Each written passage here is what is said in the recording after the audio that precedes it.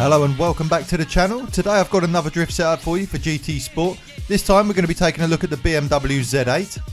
I wasn't going to upload this one first of the remaining cars that there were in update 1.32, but I did get a message from one of you guys. It came from Samir, just asking if I could put this one out next. So I thought, yeah, why not? I had the 3 cars all set up that I'm planning on doing drift setups for, so I'll do this one first. He also states that it's not as good as the 350Z.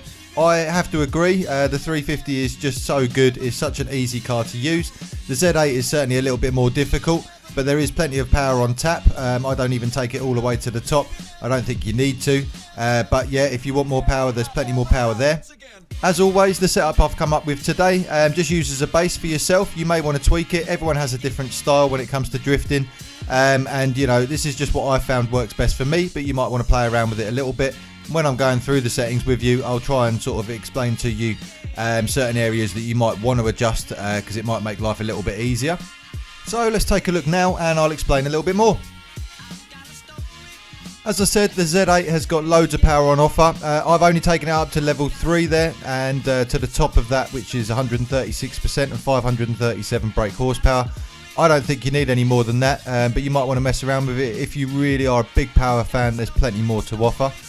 Weight reduction wise, this is a heavy old car. I've taken this all the way up to level 5, but you are going to need a fair amount of mileage points to do that.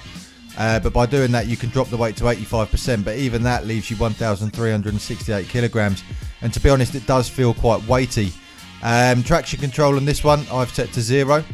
Comfort hards, both front and rear. Brake balance, I've left the same at 0 there. Now the ride height, as always, I've just dropped all the way to the bottom, and that's 95 and 95. The frequency I've set to 1.7 both front and rear. Now the car is a little bit boaty, it's very soft. When you're braking, you'll feel the car really leaning into the corners.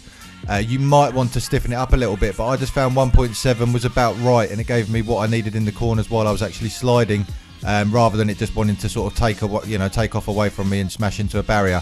But just play around with that. You might, like I say, you might want to change that. Anti-roll bar is set on 7 and 4, which I believe is what it came with. I played around with these as well. I ended up going back to where they were. It just seems to work best for me.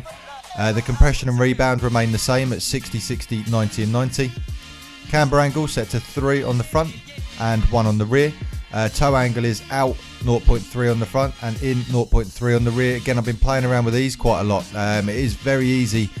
When I was playing or setting it up in the first place, it seemed quite easy to spin out. All these settings I've just sort of worked to the point where I can catch the slide nicely and not lose it. Downforce you can't adjust on this. The differential I've left exactly as it was, and I've left the transmission as it was, but it seems to be working pretty well as you know, just like this. So hopefully you'll enjoy it as much as I am. Like I always say, keep those requests coming in. I have had a couple down recently. One's car comparison, which I'm looking into and to see how I could actually edit that. The other one was a challenge, which I've completed, but I just need to put it together and upload it. But if there's any other games you'd like to see me play other than GT Sport, just let me know. As I've said previously on other videos, hopefully I'll be looking into a bit of Dirt 2 when it comes out. If you haven't done so already, make sure you subscribe to the channel and give the video a thumbs up. Whether you like the editing or whether you enjoy the setup, it's just great to know that someone out there is enjoying it. And I'll see you all on the next one.